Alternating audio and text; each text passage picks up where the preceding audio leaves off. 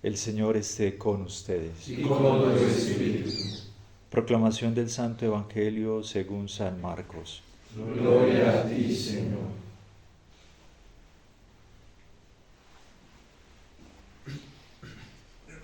En aquel tiempo, después de atravesar el lago de Genesaret, Jesús y sus discípulos llegaron a la otra orilla, a la región de los Gerasenos. Apenas desembarcó Jesús, vino corriendo desde el cementerio un hombre poseído por un espíritu inmundo, que vivía en los sepulcros. Ya ni con cadenas podían sujetarlo. A veces habían intentado sujetarlo con argollas y cadenas, pero él rompía las cadenas y destrozaba las argollas. Nadie tenía fuerzas para dominarlo. Se pasaba días y noches en los sepulcros o en el monte, gritando y golpeándose con piedras. Cuando aquel hombre vio de lejos a Jesús, se echó a correr, vino a postrarse ante él y gritó a voz en cuello: ¿Qué quieres tú conmigo, Jesús, Hijo de Dios Altísimo? Te ruego por Dios que no me atormentes. Dijo esto porque Jesús le había mandado al espíritu inmundo que saliera de aquel hombre. Entonces le preguntó Jesús: ¿Cómo te llamas? Le respondió: Me llamo Legión, porque somos muchos. Y le rogaba con insistencia que no los expulsara de aquella comarca. Había allí una gran piara de cerdos que andaba comiendo en la falda del monte. Los espíritus le rogaban a Jesús: Déjanos salir de aquí para meternos en esos cerdos. Y él se lo permitió. Los espíritus inmundos salieron del hombre y se metieron en los cerdos, y todos los cerdos, unos 2000, se precipitaron por el acantilado hacia el lago y se ahogaron. Los que cuidaban los cerdos salieron huyendo y contaron lo sucedido en el pueblo y en el campo. La gente fue a ver lo que había pasado. Se acercaron a Jesús y vieron al antes endemoniado, ahora en su sano juicio, sentado y vestido. Entonces tuvieron miedo. Y los que habían visto todo les contaron lo que había ocurrido al endemoniado y lo de los cerdos. Ellos comenzaron a rogarle a Jesús que se marcharan de su comarca. Mientras Jesús se embarcaba, el endemoniado le suplicaba que lo admitiera en su compañía, pero él no se lo permitió y le dijo: Vete a tu casa a vivir con tu familia y cuéntales lo misericordioso que ha sido el Señor contigo. Y aquel hombre se alejó de ahí y se puso a proclamar por la región de Decápolis lo que Jesús había hecho por él. Y todos los que lo oían se admiraban. Palabra del Señor. Gloria a ti, Señor Jesús.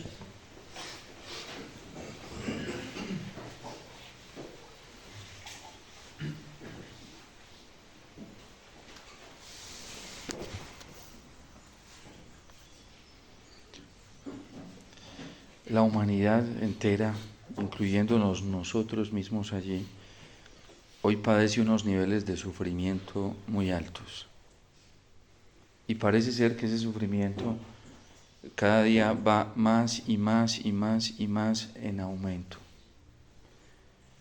Cuando el sufrimiento se padece sin la esperanza de una solución, no para suprimirlo, sino la esperanza de una solución para aprender a vivir con el sufrimiento y en medio del sufrimiento como un regalo y una posibilidad muy grande para crecer en él, viene la catástrofe existencial para el ser humano.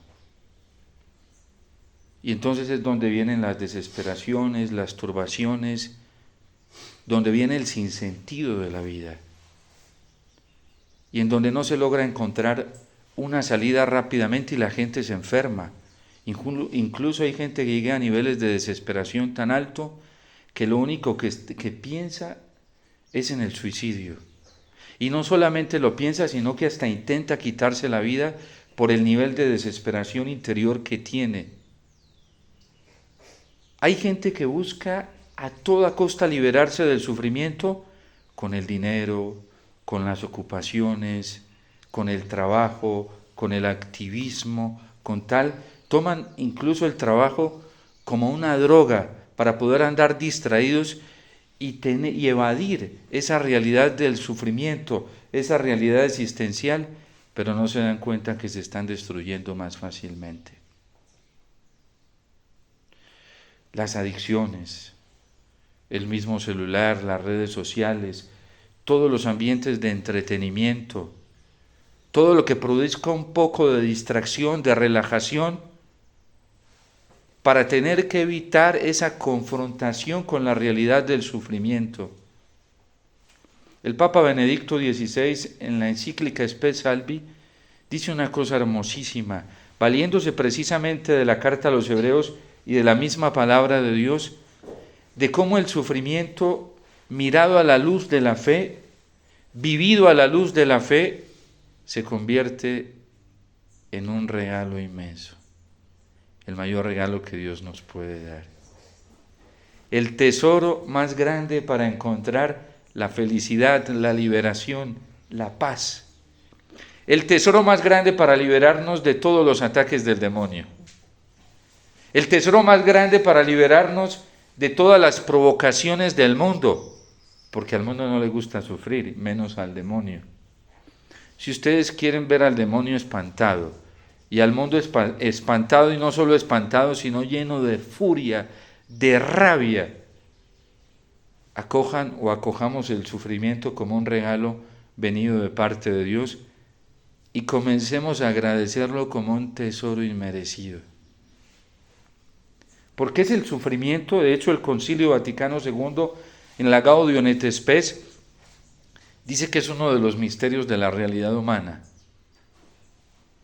Los filósofos se cansaron, casi todos, de tratar de darle una respuesta a esta realidad, porque no encontraron fundamento racional para descifrar y para acabar con este misterio del sufrimiento.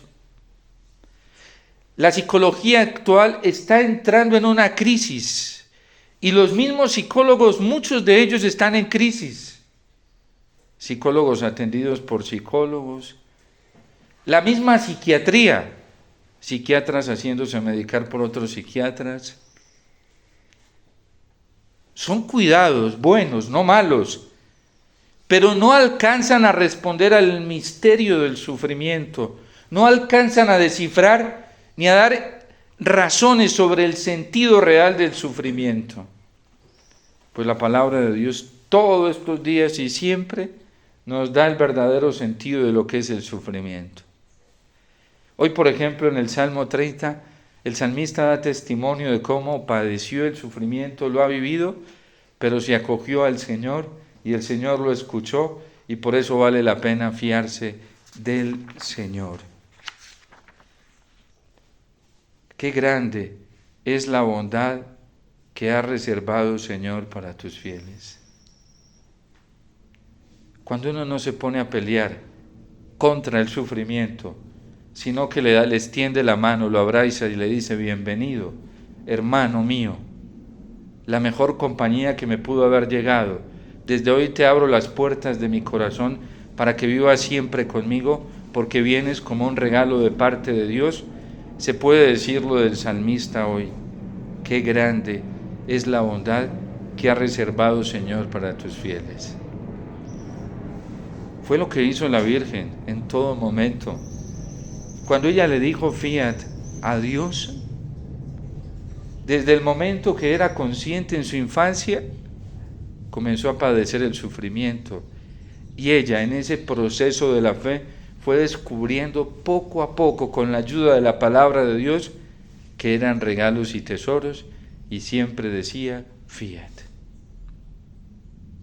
De hecho, el momento más grande de su prueba fue cuando ella contempla cómo a su hijo lo van a entregar, primero lo va a traicionar Judas, ella contempla todo eso, Pedro lo va a negar, enseguida lo van a llevar a los juicios, tanto al tribunal religioso como romano, ella le toca ver cómo lo acusan falsamente, y calladita por dentro, ella da su asentimiento a este proceso, que la va a hacer sufrir, y dice fiat. Su silencio ayudaba para que quienes gritaban allí, crucifícalo, eso se pudiera ejecutar. Es impactante.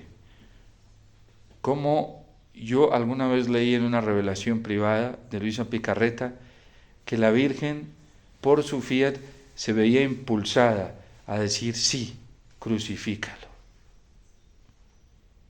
Eso es impactante, eso solamente lo puede hacer el poder de la fe. Y mientras decía, sí, crucifícalo, ella experimentaba paz en su corazón. Porque era el camino de la redención, debía dar su asentimiento. Si ella se hubiera opuesto a la voluntad de Dios.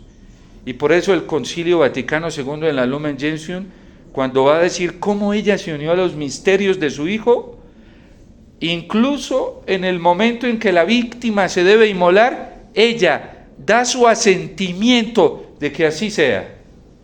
Amén, amén, así sea. Pero te lo están volviendo nada. Amén, amén, así sea. Pero te lo están escupiendo, se están burlando de él. Amén, así sea. Esa es la grandeza del sufrimiento vivido a la luz de la fe, vivido en el camino de la esperanza, porque viene luego la resurrección. ¿Saben por qué hay gente de la cual se aprovecha el diablo hoy? Y le gusta aprovecharse de ellos. Porque se oponen al sufrimiento. Les da miedo, no lo quieren. El pobre de Lutero cayó en eso. Pues se puso a hacer una cantidad de mortificaciones y de penitencias sin orientarlas a Dios. Se puso a hacerlas sin rectitud de intención. ¿Y cómo terminó después? Cansado, porque se dio cuenta que esa cantidad de disciplina, de mortificaciones, de ascesis y de penitencia no le había servido a nada, como quien se pone a hacer trabajos y penitencias sin orientarlo a la gloria de Dios, sin el sentido de la fe y de la esperanza, termina cansado y fastidiado de todo lo que le pueda generar penitencia y mortificación, porque no hace las cosas con recta intención. Pero cuando encuentra el Señor corazones fieles y puros que se ofrecen a Él en el sufrimiento, porque ese sufrimiento tiene un sentido, la gloria de Dios, mi purificación y por lo tanto mi salvación y mi futuro de gloria con el Señor y el de mis hermanos, vale la pena padecer lo que sea. Todo lo que hemos estado escuchando del autor a la carta a los Hebreos estos días ha sido eso, justificando por qué tiene sentido el sufrimiento y nos lo justifica demostrándolo en una persona que es Cristo, como Él asumió con tanta alegría todo el sufrimiento, haciéndose hombre y asumiendo todos los efectos que padece la realidad humana en cuerpo y sangre. Cristo padeció todo, menos de caer en el pecado, porque el pecado para algunos se convierte en una droga para evitar los momentos de sufrimiento. Es un doping. Y por eso uno puede caer fácilmente en la tentación del pecado, por huirle a la cruz, por no asumir con el verdadero sentido del sufrimiento. Y hoy el autor a la carta a los Hebreos está llegando al culmen de su justificación de por qué vale la pena confiar en el Señor y hacer y vivir todo lo que Él vivió, incluyendo el camino del sufrimiento, porque muchos hombres también lo hicieron a lo largo de la historia y hoy son grandes. Hombres de los que el mundo no es digno.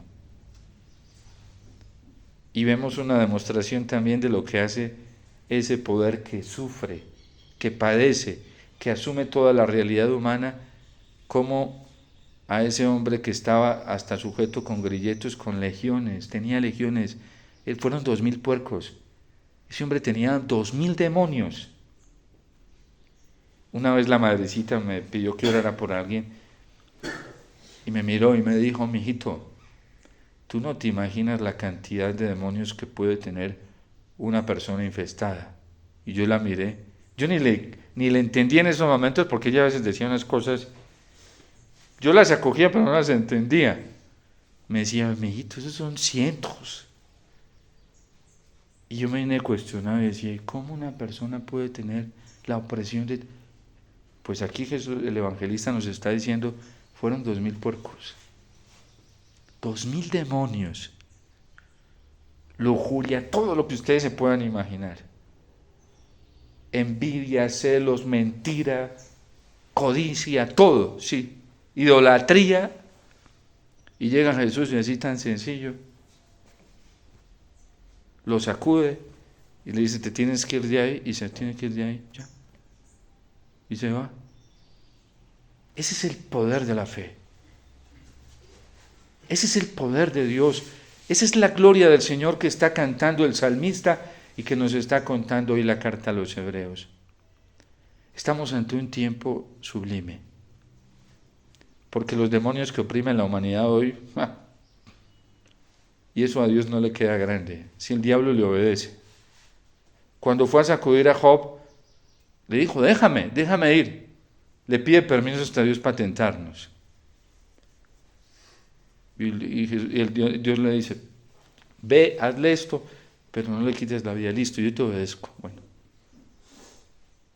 Santiago lo dice: ¿crees en Dios? Pues muy bien, los demonios también le creen, le obedecen.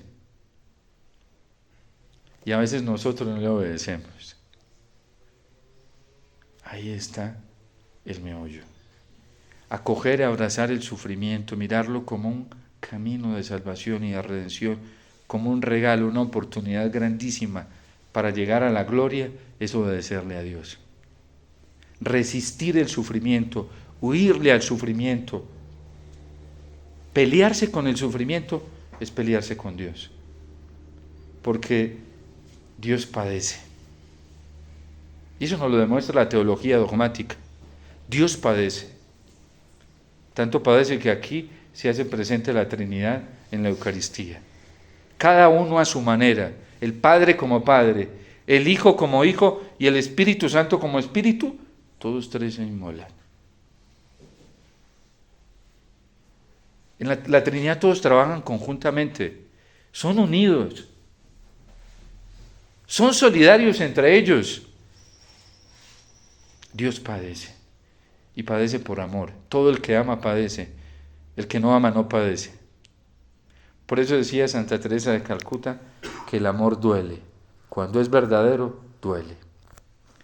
Dios te salve María, llena eres de gracia, el Señor es contigo. Bendita tú eres entre todas las mujeres, y bendito es el fruto de tu vientre, Jesús. Santa María, Madre de Dios, ruega por